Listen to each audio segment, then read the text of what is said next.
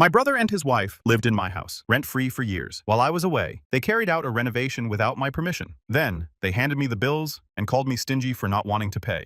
There's a special kind of betrayal that only family can deliver, the kind that festers because it's wrapped in years of shared history and supposed love.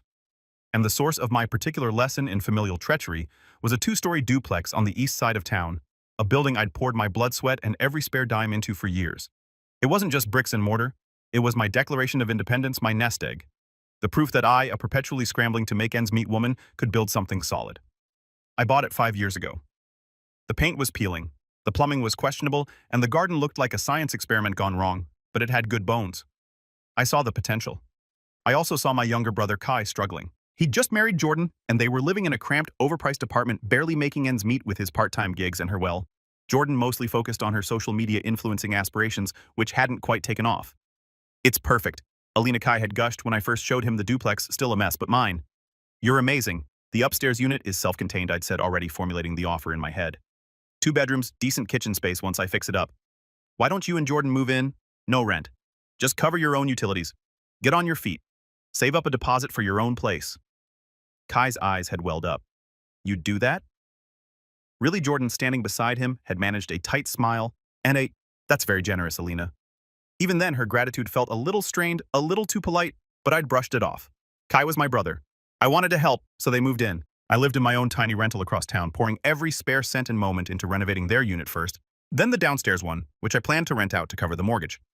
I worked double shifts at the restaurant, took on freelance graphic design projects that had me staring at a screen until 3 a.m. My diet consisted of coffee and determination. New clothes, a vacation, those were luxuries for a different lifetime. The duplex was my priority, my sacrifice. The first year they were great. Kai would sometimes help with the heavy lifting on my renovation days for the downstairs unit. Jordan would occasionally bring me a glass of lemonade, complimenting my progress with wide, seemingly sincere eyes. "You're making it so beautiful, Alina. We're so lucky." But slowly things began to shift. It was subtle at first. After I finished the downstairs unit and got good tenants and the mortgage was covered, but property taxes and maintenance were still a beast. One summer, their air conditioner broke. It was an older unit, sure, but I suspected it had been run non-stop at Arctic temperatures. Alina, Jordan had called, her voice breezy. "The AC's dead. It's like an oven up here. When can you get it fixed?" "Oh, that's not good," I'd said, already calculating the cost. "Did you try resetting the breaker or checking the filter?" A pause. "No, that sounds complicated. It's your unit, so we figured you'd handle it." I bit back a sigh. "Okay, I'll call a repairman. It cost me $600 I didn't really have." They didn't offer to chip in. When I gently suggested that maybe they could be a bit more mindful of its usage, Jordan had looked affronted. "We pay our utilities, Alina. We should be able to be comfortable." Then there was the time Kai mentioned they were thinking of getting a dog, a big one, in my newly renovated unit with its freshly polished original hardwood floors. A dog, I'd asked, trying to keep my voice even. "Kai, we talked about this. The lease agreement for the other tenants is no pets, and I'd prefer to keep it consistent. Plus the potential for damage." "Oh, come on, Alina," he'd wheedled. "It's practically our home. Jordan's always wanted a golden retriever. It is my home, Kai. My investment. And the answer is no. Not right now." He'd sulked for a week, and Jordan had been icily polite the next time I saw her. Life has a way of just happening. I got busier with my own career, slowly climbing the ladder at a marketing firm. The tenants downstairs were quiet and paid on time. Kai and Jordan seemed settled. I'd drop by for holidays, birthdays, quick exchange texts. "Everything good?" I'd ask Kai. "Yep. All quiet here, sis," he'd reply. He was always cheerful if a bit vague. Jordan rarely initiated contact. I figured they were just living their lives, hopefully saving money, making plans. I trusted them. Maybe I was naive. Maybe I was just too exhausted from building my own life to scrutinize theirs too closely. It had been a few months since I'd last dropped by. With a rare Saturday off, I figured, why not? I grabbed a coffee and headed over, a little niggle of something I couldn't name sitting in my stomach. The little niggle grew as I pulled up to the duplex. From the outside, everything looked the same. My sensible, slightly faded blue paint job. The neat, if uninspired, flower beds I'd planted along the walkway. I walked up the steps to their unit and noticed the front door was ajar, just a crack. That was unusual. Kai was usually so particular about locking up. I could hear noises from inside, a rhythmic thumping and a low hum like some kind of industrial fan. Not sounds I associated with my brother's usual weekend routine of video games and napping. "Kai, Jordan!" I called out, pushing the door open a little further. The sight that greeted me stopped me dead in my tracks. My coffee cup slipped from my fingers, splashing lukewarm liquid down my jeans, and the entire front living area was different. Walls had been moved. Where my cozy, slightly worn, but perfectly functional kitchen once stood there, was now an open-plan monstrosity. Gleaming white cabinets reached to the ceiling accented with brushed gold hardware. A massive island topped with a slab of what looked suspiciously like Carrara marble dominated the center of the room. Stainless steel appliances, the kind with digital displays and price tags that made my eyes water, were built into custom cabinetry. It looked like something out of a glossy magazine, a style so far removed from my own practical taste, it was almost comical. I stumbled forward, my mind struggling to process. The thumping was coming from further back. I walked as if in a dream past the alien kitchen toward the main bathroom. The door was open. More marble. A freestanding soaking tub I knew for a fact cost more than my first car. A rainfall showerhead the size of a dinner plate. "Oh, good! You're here!" Jordan's voice, bright and cheerful, cut through my daze. She emerged from the master bedroom, not in her usual yoga pants and oversized hoodie, but in a stylish linen jumpsuit, her hair perfectly coiffed. She was beaming a wide, self-satisfied smile plastered on her face. She held a sleek leather-bound folder in her hands. "What? What is all this?" I managed my voice barely a whisper. "Surprise!" she chirped, gesturing around with a flourish. "We knew you've been so busy, Alina, and this place was just, well, it was a bit dated, wasn't it? So Kai and I decided to take the initiative. A little refresh? A little refresh. This was a gut job, a six-figure top-to-bottom, no-expense spared demolition and reconstruction." She stepped closer, her smile unwavering, and pressed the folder into my numb hands. "Here are all the invoices. We kept meticulous records. It came in just under $100,000. Not bad, right? For a full high-end remodel." I stared at her speechless. "You can afford it, Alina." She continued, her tone now slightly patronizing, as if explaining something to a slow child. "And it's your house anyway. It needed an update. Think of the equity." Kai chose that moment to shuffle in from the hallway, looking sheepish but also expectant. He wouldn't quite meet my eye. "What have you done?" I finally found my voice, which came out hoarse. "We've improved your investment, Alina," she said, puffing up slightly. "You should be thanking us." "Thanking you." I repeated the words, catching in my throat. The shock was starting to wear off, replaced by a wave of icy fury that began in my toes and rose, chilling me to the bone. "You spent nearly $100,000 on unauthorized renovations in my house, and you expect me to thank you and pay for it." Kai finally spoke, his voice defensive. "Well, yeah. It's your property. It benefits you in the long run. Don't be so stingy, Alina. We did all the hard work of managing the contractors and picking everything out." Stingy. After 5 years of rent-free living after I'd sacrificed and saved to give them a leg up, the audacity was a physical blow. I could feel the blood draining from my face, then rushing back with a heat that made my ears burn. I looked from Kai's evasive face to Jordan's smug, confident one. I wanted to scream. I wanted to rage. I wanted to throw that ridiculously expensive marble-topped island through the brand-new picture window. Instead, a strange calm descended. A very cold, very clear calm. I closed my mouth, took a slow breath, and looked down at the folder in my hands. I didn't open it. "I see," I said, my voice devoid of any emotion I was actually feeling. "I need to process this." Jordan, seeing my stunned silence, added with a condescending smile, "We even picked out finishes we knew you'd love. Eventually, consider it our gift to your portfolio." My blood ran cold. This wasn't a misunderstanding. This was a calculated move, a deliberate, entitled, breathtakingly arrogant heist. "I have to go," I said quietly, turning on my heel.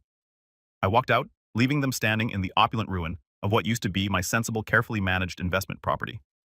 The smell of fresh paint and new grout followed me out the door, smelling like betrayal. The drive back to my own small, slightly cluttered apartment was a blur. The cold calm I'd managed to project in front of Kai and Jordan shattered the moment I closed my front door behind me. I sank onto my sofa, the leather folder still clutched in my hand, and the numbness gave way to a tremor that started in my hands and spread through my whole body. Betrayal. It was a raw, physical ache in my chest. I replayed the scene over and over.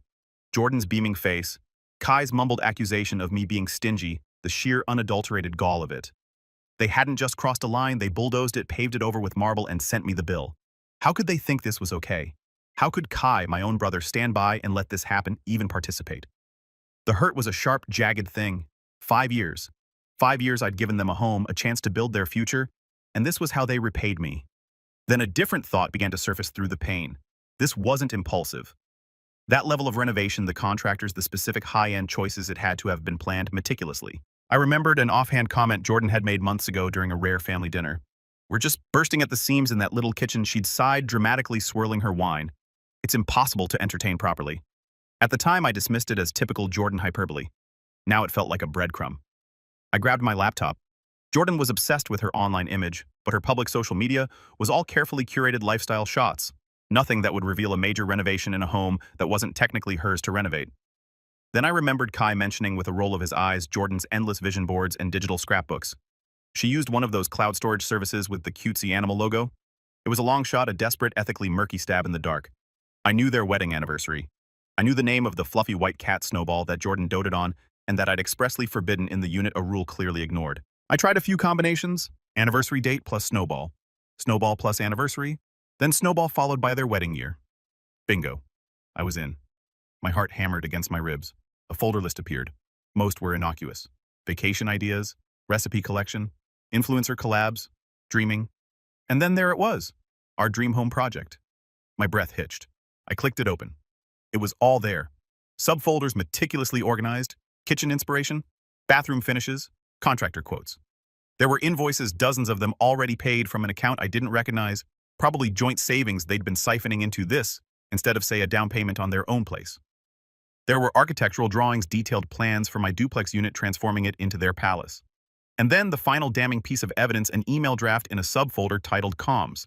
It was addressed to one of the main contractors, dated 6 months prior. It was from Jordan regarding payment. It read, "We will be managing the initial deposits. The final balance will be settled by the property owner, my sister-in-law Alina, once the project is complete and she is presented with the full scope of the value-adding upgrade. She's very supportive of us making the space our own." Supportive. Value-adding upgrade. My hands were shaking so hard I could barely control the mouse. They hadn't just overstepped. They hadn't just been thoughtless or entitled. They had actively, deliberately, and with months of premeditation conspired to defraud me. They'd planned to spring this on me, counting on my shock, my desire to avoid family conflict, or perhaps my supposed wealth to bully me into paying for their fantasy. The hurt didn't disappear, but it was now overlaid with something else. A cold, hard fury, a steely resolve that settled deep in my bones. They wanted to play me for a fool. They thought I'd just roll over. I picked up my phone, my fingers surprisingly steady as I dialed. "Amara," I said. When my best friend answered, "You are not going to believe what just happened." I laid it all out. The surprise visit, the marble monstrosity, the folder of bills. Kai's accusation. Amara listened, punctuated by gasps and horrified silences. No freaking way, she breathed when I finished. "Alina, that's grand larceny with a side of delusion. Tell me about it," I said, the cold anger making my voice flat. "And I found their plans, Amara, online. They've been plotting this for at least 6 months." "Okay, deep breaths," Amara said, her voice instantly shifting into practical supportive mode. "First, you are not paying a single cent. Not one. Second, you need a lawyer like yesterday." "I know," I said. The thought had already begun to form. "I know a guy," Amara said. "Stephen Norris. He's a shark, but he's fair. Specializes in property and contract disputes. He'll eat them for breakfast." Staring at their secret plans, the betrayal was a fresh stab. They hadn't just overstepped. They'd conspired. My desire for simple repayment morphed into something colder, more calculated. They wanted to play games. Fine. I'd learn the rules. I booked an appointment with Stephen Norris for Monday morning. Stephen Norris's office was all sleek lines and muted tones, a stark contrast to the chaos raging inside me. He was a man in his late 40s, sharp eyes, sharper suit, and a handshake that meant business. I laid out the whole sordid tale from my initial offer of a rent-free haven to the marble-clad ambush and the damning contents of Jordan's Dream Home Project folder, copies of which I had printed and brought with me. He listened intently, occasionally jotting down a note, his expression unreadable. When I finished, he leaned back in his chair. "Miss Henderson," he began, his voice calm and measured, "your brother and sister-in-law, have to put it mildly, acted egregiously. They had no legal right to make alterations of that magnitude without your explicit written consent, and they certainly have no legal standing to demand you pay for said alterations." A small knot of tension I hadn't realized I was holding loosened in my chest. "So I don't have to pay?" "Absolutely not," Stephen confirmed. "In fact, you have several avenues here. You could sue them for the cost of restoring the property to its original condition if that's what you wished. You could evict them for breach of your verbal tenancy agreement. Their unauthorized renovations constitute a significant breach." He paused. "Or you could explore other resolutions." The idea of simply evicting them and suing for damages was tempting, a quick clean cut. But then I thought of Jordan's smug face, Kai's accusation. It wasn't just about the money anymore. It was about the audacity, the sheer unmitigated entitlement. What kind of other resolutions, I asked. Stephen's lips curved into a slight, almost imperceptible smile. "Well, they've significantly, if illegally, increased the value of your asset. We could certainly leverage that." I left his office an hour later, a plan beginning to take shape. A cold, satisfying counteroffensive. He'd given me clarity, and more importantly, a sense of control I hadn't felt since I'd walked into that renovated nightmare. Meanwhile, back in their marble palace, Kai and Jordan were clearly growing impatient. A few days after my visit, Jordan's texts started. Hey, Alina, just wondering about that reno payment. The contractor for the countertops is asking about the final installment. Let me know when you can transfer. The smiley face was particularly galling. I ignored it. 2 days later, another one. Alina, seriously, we need to get these bills paid. It's starting to get awkward. Can you at least give us a timeline? I continued to ignore them. Let them sweat. Let them wonder. Then photos started appearing on my cousin Sarah's social media feed. The caption read, housewarming kind of at Kai and Jordan's gorgeous new place. So jelly guess your new kitchen vibes are dream home. My jaw tightened. They were already showing it off, claiming it as their own. Before I'd even agreed to foot the bill, they'd fraudulently run it up in my name. The nerve was boundless. Then came the call I'd been dreading but also expecting. My mother, Nancy. Alina, darling. She began, her voice laced with that familiar tone of gentle persuasion she used when she wanted me to smooth over family ripples. Kai called. He's very upset. He said there's been a misunderstanding about some work they did on the house. A misunderstanding, Mom. I kept my voice carefully neutral. They gutted my property and expect me to pay $100,000 for renovations. I never approved. That's not a misunderstanding. That's a demand. Oh, Alina, don't be so dramatic, she sighed. He said Jordan got a bit carried away, but their intentions were good. It does look lovely from what he described. Can't you just sort this out? It's family. Perhaps pay half or work out a payment plan with them for peace's sake. I could hear Kai's one-sided woe-is-me version of events echoing in her words. He'd conveniently left out the premeditated planning, the secret folders, the sheer scale of the deception. Mom, there's more to this than Kai is telling you, I said, trying to keep the frustration out of my voice. I'm looking into it. I'll handle it. Well, I hope so, dear. Family is too important to let silly things like money come between you. Silly things like money, like $100,000 of my money they'd spent without my permission.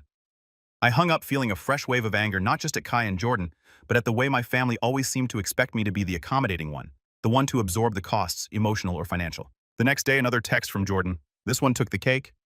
Hey, so we were thinking since the main bath turned out so well, we should probably do the guest bathroom to match. Keep the flow, you know. What are your thoughts on a clawfoot tub? You'd love it. We found a great one. Only a few grand. Let me know if you want the link. XOXO. The sheer, unadulterated, gold-plated nerve of it almost made me laugh. Almost. They were already planning phase 2 of their hostile takeover of my finances and my property. They truly believed they were going to get away with it. They had no idea what was coming. The first step in my counteroffensive was to get an official valuation. On Stephen Norris's recommendation, I contacted Leah Jensen, a certified appraiser. I met her at a coffee shop near her office, not at the duplex. I didn't want Kai and Jordan getting wind of anything yet.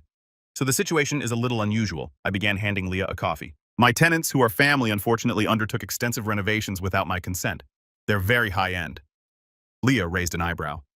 Unauthorized renovations. That's a messy one. Are we talking new paint or something more substantial? Marble countertops, new layout, luxury appliances. The works, I said. Professionally done, from what I can tell, just entirely unapproved and unbudgeted by me. I see, she said, tapping her pen on her notepad. And you need an appraisal reflecting the current state of the property, including these additions. Exactly, I confirmed. As is, I need to know what it's worth now with all their improvements. Leah was discreet and efficient. She visited the property a few days later while Kai and Jordan were presumably at their respective day jobs, or in Jordan's case, curating content. I'd given her a key. She called me that afternoon. Well, Alina, Leah said, a note of surprise in her voice. Your tenants certainly have expensive taste, and they hired competent if presumptuous contractors. The workmanship is surprisingly good for an unauthorized job. The value of your property has increased significantly. She emailed me the official report later that day. The numbers were staggering. The duplex unit, with its unwanted but undeniably luxurious makeover, was now valued at nearly $150,000 more than I'd paid for the building 5 years ago. My jaw tightened. They'd spent close to $100,000 of their money, and in doing so had gifted me a substantial bump in equity. The irony was almost painful, yet deeply satisfying. Armed with this concrete valuation, the next phase of my plan clicked into place. A few days later, my phone rang. It was Kai. His voice when I answered was dripping with a syrupy, unfamiliar remorse. Alina. Hey sis, listen. I wanted to apologize about the house and everything. I waited, saying nothing. I could hear faint whispering in the background, Jordan no doubt coaching him. Jordan, well, she gets these ideas, you know, and she just runs with them. She got a bit carried away. We both did. We're really sorry if it caused you any stress. Stress. That was one word for it. Financial ruin was another. We were thinking, he continued, the false sincerity practically oozing through the phone. Maybe we could talk properly about the renovations. Maybe we can contribute a little something towards it. You know, help out with the cost, a little something. After they'd presented me with a bill for $100,000, the whispering in the background got a little louder, more insistent. Jordan was clearly feeding him lines. This wasn't an apology. It was a pathetic attempt to gauge my reaction to see if I was softening to perhaps trick me into committing to pay something, anything, so they could claim I'd agreed. I almost laughed. Instead, I kept my voice cool, non-committal. Of course, Kai, we should definitely talk. It's a significant situation. Great, great, he said, relief evident in his tone. When are you free? We can come over to your place. Or actually, I interjected smoothly. Why don't you both come over to the house next Saturday? Say around 11, and we can discuss its future. The house. Oh yeah, sure. That works, he said, a little surprised. He probably expected me to be avoiding the scene of the crime. We'll be there. Perfect, I said. I'll see you both then. I hung up, a grim smile playing on my lips. They thought they were reeling me in. They had no idea they were swimming straight into the net. The next week was a flurry of activity. I met with Stephen Norris again. We went over the appraisal, the figures, the strategy. He was thorough, his legal mind dissecting every angle. By the end of our second meeting, we had 2 documents drafted, printed on crisp, official-looking paper. The first was a new lease agreement, a standard rental contract, but with one crucial difference: the monthly rent. It was calculated based on the current fair market value for a newly renovated luxury 2-bedroom unit. In that neighborhood, a figure significantly higher than my mortgage, property taxes, and insurance, combined a figure I knew they couldn't possibly afford. The second document was an offer of sale, a straightforward proposal for them to purchase the unit from me. The price, the new, much higher, appraised value, reflecting all their hard work and investment. I placed both documents into a neat manila folder. I sent the calendar invite through email meeting to discuss property matters. Simple. Formal. Let them think they were about to get what they wanted. Let them walk in confident and smug, ready for me to finally cave. The anticipation was a tight coil in my stomach, but it wasn't anxiety. It was the thrill of the hunt. Saturday morning dawned bright and clear, a perfect backdrop for the storm I was about to unleash. I arrived at the duplex a good hour before Kai and Jordan were due, the manila folder heavy in my tote bag.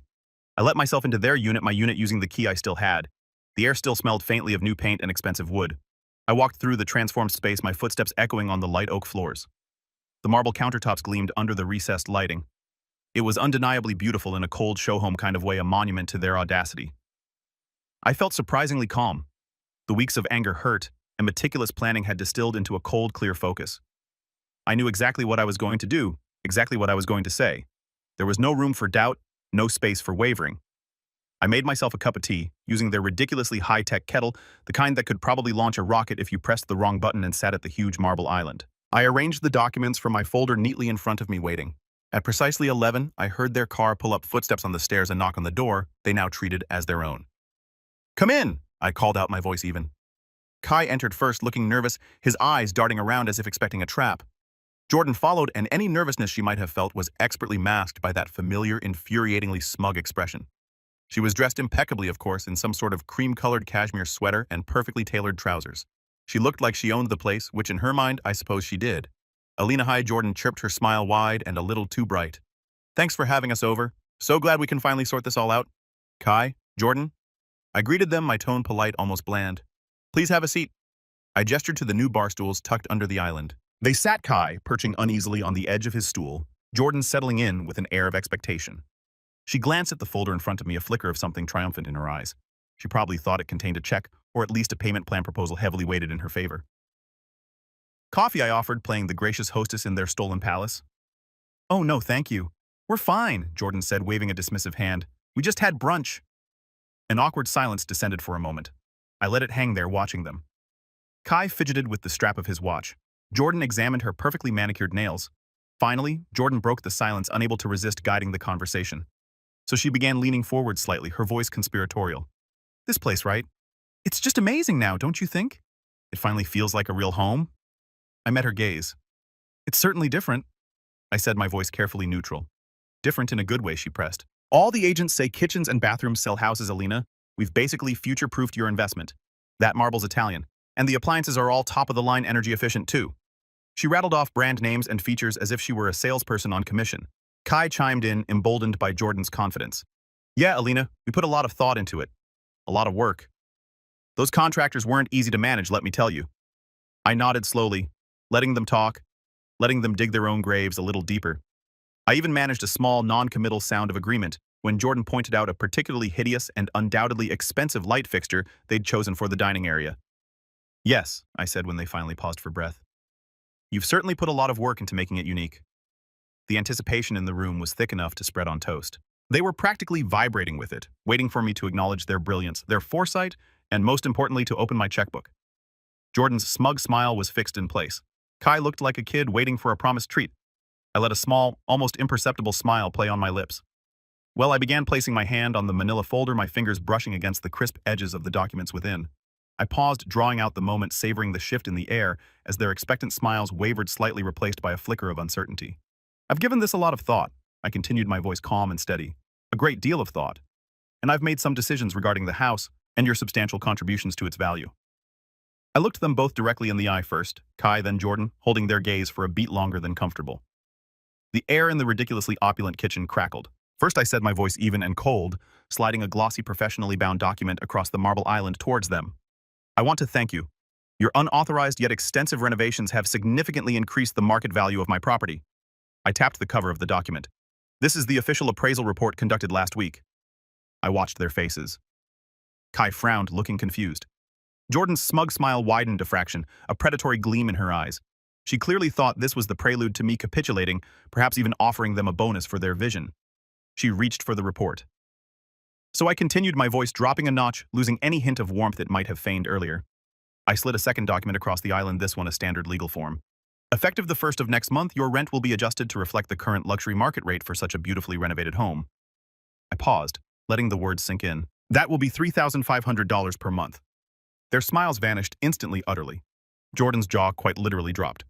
Her perfectly lipsticked mouth hung open in a silent O of disbelief. Kai went pale, his eyes widening as he stared at the new lease agreement I just presented. Before either of them could recover enough to speak, I pressed on my voice like ice. Or of course I added, sliding a third document, the purchase offer, towards them. You have another option. You can purchase the property from me. I gave them a thin, humorless smile. Given your substantial investment and clear emotional attachment to the place, it only seems fair to offer it to you first. I tapped the purchase offer. The price based on the new appraisal, which reflects all your wonderful upgrades, is $475,000. Silence. A thick, stunned, suffocating silence filled the room. The only sound was the faint hum of the brand new top-of-the-line refrigerator. Then chaos erupted. When Jordan finally shrieked, her voice cracking. She shot to her feet, knocking her bar stool slightly askew. You can't do that! $3,500 a month? Are you insane? It's the current market rate, Jordan, I replied calmly, though my heart was hammering. For a unit of this quality in this location with these finishes, your finishes, I might add. But we did all the work. Kai stammered, his face a mask of bewildered outrage. We paid for it. You can't just charge us rent on our own improvements? Actually, Kai, you made improvements to my property, I corrected him, my voice still level. Improvements I never asked for, never approved, and certainly never agreed to pay for. You presented me with a bill for nearly $100,000. I'm merely adjusting the terms of your tenancy to reflect the new reality you've created. This is outrageous. It's unfair. Jordan was practically screaming now, her face flushed an ugly red that clashed horribly with her cashmere sweater. We're family. You're supposed to help us, not extort us. Extort you? I raised an eyebrow. I believe you were the ones who presented me with an unexpected six-figure bill after conducting major renovations without my permission. I'm offering you to pay the fair market rent for the luxury apartment you've designed for yourselves, or buy it at its fair market value, a value, I remind you, that you yourselves established with your contributions. Kai was shaking his head, looking utterly defeated. We don't have that kind of money, Alina. You know we can't afford that rent. We can't afford to buy it. His voice was a desperate whisper. Then perhaps you should have considered that before you decided to play real estate developer with my assets, I said, my patience wearing thin. The cold fury was back, bubbling just beneath the surface of my calm demeanor. Jordan screeched, "You're evil, Alina! This is our home!" Her eyes blazed with a mixture of fury and panic. I met her furious gaze unflinching. No, Jordan? This is my house, which you treated like your personal ATM and showroom. You made your choices when you forged ahead with this ridiculous, unauthorized renovation. You made your choices when you expected me to just gratefully pay for your lavish tastes. Now you have new ones to make. I stood up, collecting my copy of the documents. You have 30 days to either sign the new lease agreement or accept the purchase offer. If neither of those options works for you, you have 30 days to vacate the premises. I walked towards the door, leaving them standing there amidst the splendor they had so arrogantly created, their faces a mixture of shock, disbelief, and dawning horror. The silence that followed my ultimatum was more satisfying than any shouting match could ever have been. The 30 days that followed my ultimatum were a maelstrom. My phone blew up with panicked calls from Kai, his voice alternating between pleading and accusing. Alina, you can't be serious. We'll be homeless. How could you do this to your own brother Jordan after her initial outburst resorted to a barrage of texts? They started demanding, you will regret this, Alina. We have rights, then shifted to bargaining. Okay. What if we pay you back for the renovation over time like a tiny bit each month, and you keep the rent the same, and finally devolved into desperate, tearful pleas? Please, please, Alina, we made a mistake, a huge mistake. Don't do this to us. We'll do anything. They tried to rally the family. Of course, my mother Nancy called again, her voice tight with distress. Alina, Philip, and I are very concerned. Kai is beside himself. Jordan is a wreck. Can't you find it in your heart to compromise? They're offering to pay you back eventually. This time I was prepared. Mom, I said calmly. Did Kai tell you they'd been planning this for over 6 months? Did he show you the Dream Home project folder Jordan kept detailing how they were going to present me with the bill for their upgrade? Silence on the other end of the line. I'm emailing you copies, Mom, you and Dad, so you can see the full picture. I sent them the evidence, the invoices, the email drafts, the whole sorted plan. When Mom called back later, her tone was subdued.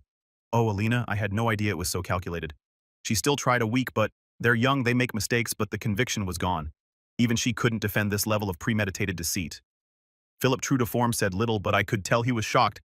Kai and Jordan scrambled. They couldn't afford the new rent, not even close, and getting a mortgage for nearly $500,000, especially when they were already carrying the secret debt from the contractors they'd hired for my house, was an impossibility. Their frantic attempts to find a financial loophole, a sympathetic lender, or a rich relative to bail them out, all failed. On the 29th day, a moving truck pulled up to the duplex. I didn't go over. I didn't need to. My lawyer had already informed theirs that I expected the property to be left in pristine condition. As per the terms of their original, albeit verbal, and now thoroughly violated agreement, they complied, probably on legal advice, or perhaps holding on to a sliver of hope that a demonstration of good behavior might make me relent. At the 11th hour, I didn't. Amara helped me do the final walkthrough after they'd gone. The place was immaculate, spotless. Every marble surface gleamed, every high-end appliance shone. It was also eerily empty, stripped of all their personal belongings, all traces of their occupancy. All that remained was the monument to their greed and my victory. Wow, Amara breathed, looking around the cavernous, empty kitchen. They really did a number on this place. Expensive, but wow. Yep, I said, running a hand over the cool marble island. And now it's going to make me a tidy profit. I put the unit on the rental market the very next day at the full $3,500 rate. It was snapped up in less than a week by a young doctor and her architect husband who adored the modern, luxurious finishes. They signed a 2-year lease. The last I heard through the family grapevine, Kai and Jordan were crammed into a tiny, rundown 1-bedroom apartment on the other side of town, the kind of place they'd probably sneered at 5 years ago. Their relationship, already strained by Jordan's expensive tastes and Kai's spinelessness, was reportedly crumbling under the weight of their self-inflicted financial disaster and the mountain of debt they still owed to the contractors. Apparently, those meticulous records Jordan kept didn't extend to actually paying all the final bills once it became clear I wasn't going to. My relationship with Kai is fractured, maybe irreparably. He avoids my calls and family gatherings are tense. My parents are still walking on eggshells around me, a mixture of residual disappointment in Kai and a new weary respect for me. It's not perfect, but a huge weight has been lifted from my shoulders. I stood up for myself. I drew a line in the sand, and when they stomped all over it in diamond-studded stilettos, I made them pay the price. The financial gain from the increased rent is undeniably satisfying. It's more than covering the mortgage and expenses. It's actually building my savings at a rate I'd only dreamed of. But the real satisfaction, the deep quiet of contentment, comes from the karma. They thought they were so clever, so entitled, so much smarter than hardworking, sensible Alina. They thought they could take and then demand more. Instead, they dug their own gold-plated ditch, and I simply handed them the shovels and let them lie in it. Some might call it harsh, but as I cashed that first new rent check, all I could think was that they had every chance to be grateful, to be respectful, to be decent. Instead, they chose greed. And greed, as they learned, has a very steep price, especially when you try to send the bill to someone.